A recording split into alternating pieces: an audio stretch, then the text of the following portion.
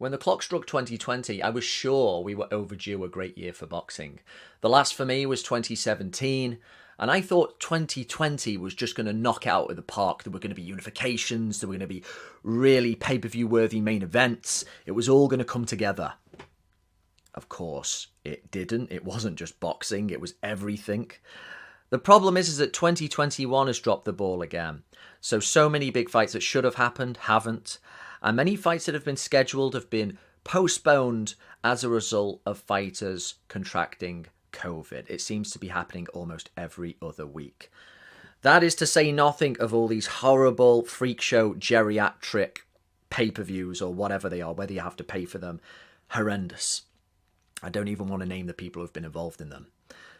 But at least this Saturday, we have a pay-per-view worthy headliner. A fight at heavyweight that needs to happen. So, okay, in the UK you have to pay 25 quid if you're going to watch it through Sky Sports box office. The same we had to for AJ Ruiz too. A little bit overpriced, yeah. But at least this is a real star-studded, proper main event. Not what Eddie Hearn has been doing over the last few years, where he gives you a subpar main event and then says you have to pay because you've got an okay mid-card. No, that's not how it's supposed to work. But this time, Anthony Joshua, Oleksandr Usyk, that is a proper main event. And I'd just like to add at the beginning here as a little footnote, that if Usyk does manage to beat Anthony Joshua, he is undoubtedly pound for pound number one. What he did at cruiserweight, the way he unified the titles, going into all the opponents' backyards, he's arguably got a shout to be pound for pound number one anyway. But if he gets an Anthony Joshua feather to go in his cap as well, he definitely surpasses Canelo. A couple of negatives for Usyk here I can see right off the bat is that one, he doesn't have the experience at heavyweight that he should have going into this huge fight. Just 2 fights, and neither guy, Witherspoon Chisora, resembling Anthony Joshua at all. And the other one is he's simply an older man. What is he, 3 years older?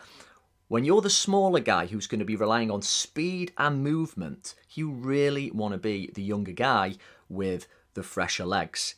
It may still prove to be the case, but going into this fight, you would prefer to see those ages flipped. I think the big question mark hovering over this fight for everybody is just how is Usyk going to approach things? Because the onus seems to be on him, the smaller man, to make things happen. The physical advantages he enjoyed at cruiserweight are not there now. And this is a guy who usually likes to operate from the outside, using a lot of footwork, using a long southpaw jab. We saw against Tony Bellew how he didn't want to give up the advantages. He kept peppering him from the outside. Surely he can't do that against AJ now. Not this more experienced AJ, who looks like he's coming in really light. He's prepared to offset what Usyk may intend to do, i.e., bleed his energy reserves, frustrate him, keep trying to make him bite with weird feints, weird angles. AJ will be looking, I think, to keep it basic. But at some point, Usyk has to navigate that dangerous mid-range. And I think even if AJ does box conservatively in this fight, which again, it looks like the way he's approaching it with his weight, that's what he intends to do, he still will look for that uppercut, that dangerous uppercut every now and again. He's not like a Klitschko. He may want to add certain things to his game that Klitschko did that proved to be effective, but he is sometimes more of a natural fighter than a boxer. And he does look to hurt you, not just control you. The thing with Evander Holyfield was that even though he was a smaller heavyweight, and even though he wasn't a particularly big punching heavyweight, he had an ability to get stuck in. He was very good at the mid-range. He could dance around the outside. He had that great bounce to his legs. Not that dissimilar to Usyk, who of course has great footwork. But then he could navigate the mid-range and get in there. And he could surprisingly hurt bigger men with quick hooks they didn't see. And then his punches actually did have a little bit more crack than you expected. Does Usyk have that ability to get stuck in there? It doesn't seem so. He is going to have to very slowly turn up the heat and hope that AJ's reflexes and concentration wanes and that frustration starts to increase. He has to hope that AJ becomes easier to manipulate, I think, as the rounds go by, because I can't just see him busting down the door and start really hurting him. And of course, if he did try anything like that, he knows it would put himself in a lot of danger. The fight is kind of like the old classic encounter between the grizzly bear and the mountain lion.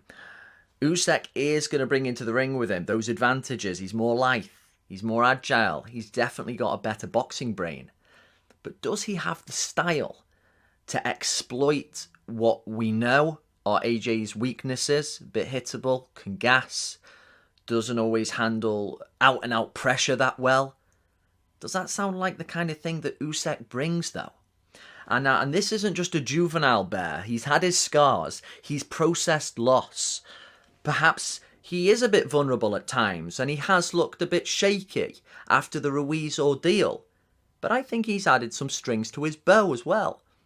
And I think if he does keep it basic, if he approaches this one very professionally, which it looks like he's doing, it's got a bit of a vibe of the Joseph Parker one, this one, where he's like, okay, this could represent a real threat. I just want to get this one out of the way, be real businesslike. Let's keep it simple.